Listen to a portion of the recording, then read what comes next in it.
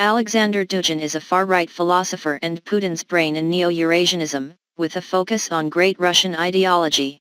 Mr. Alexander Dugin is also known as an opponent of liberalism and globalization.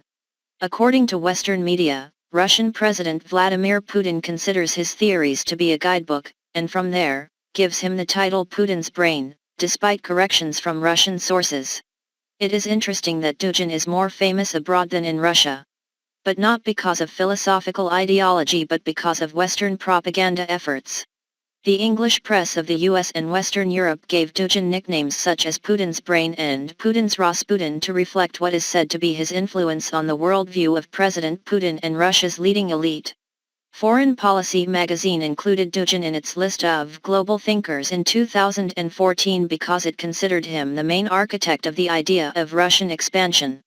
In fact, it is true that Dugin always openly and strongly supports leader Putin. America's CNN quoted him as saying in 2007, "Putin no longer has any opponents and Putin is irreplaceable." In 2011, when he retired as Prime Minister of Russia, Mr. Putin began to speak about a Eurasian Union. Dugin acknowledged that Mr. Putin needs an ideology, a reason why he needs to return for a third presidential term. However, the reality is that Alexander Dugin has no major influence in the Kremlin. Nor is he a prominent figure in Moscow. Instead, he has also become a symbol for those campaigning for ultranationalism. In his influential work titled Geopolitical Foundations, Russia's Geopolitical Future published in 1997, Mr. Dugin predicted there would be bloodshed in Ukraine. Ukrainian sovereignty is a negative factor for Russian geopolitics that in principle could easily trigger an armed conflict, writes philosopher Dugin. He argued that, although it could retain a certain degree of autonomy, Ukraine should be integrated into the Russian state because it had been part of Tsarist Russia and had belonged to the Soviet Union. Dugin has long protested Ukrainians against assimilation into motherland Russia.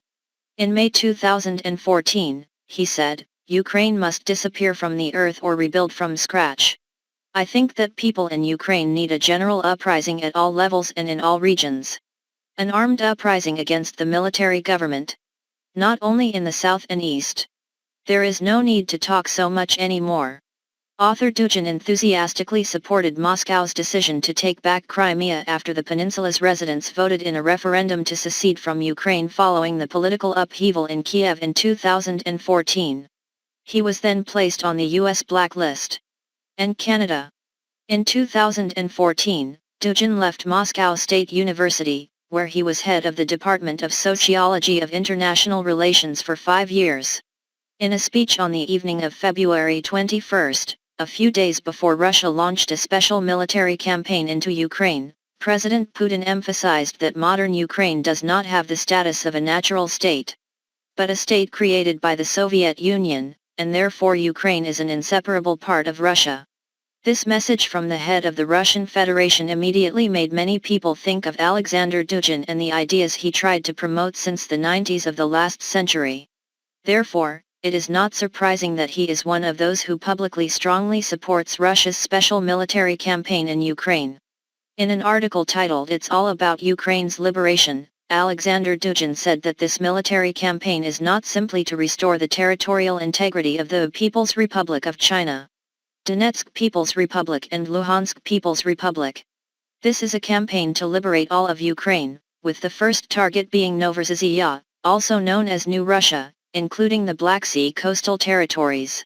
For Alexander Dugin, the Russia-Ukraine conflict will completely change the architecture of world order. This has been affirmed by him many times, and most recently in a debate with Francis Fukuyama, one of the representative scholars of liberalism and international relations. Francis Fukuyama's tough assertion severely criticized Alexander Dugin's Great Russia strategy. Russia, according to Francis Fukuyama, will be defeated by Ukraine, and it is Putin's defeat that will realize the rebirth of liberalism, bringing the world out of the global democratic recession.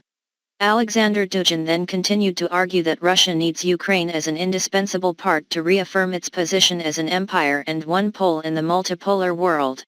However, it is countries with extreme liberal views that have supported and funded anti-Russian forces in Ukraine, and persuaded the country's people to reject their long-standing fraternal relationship with Ukraine. Russia. Because of the above reason, the conflict between Russia and Ukraine is essentially a war against Western liberals and globalism.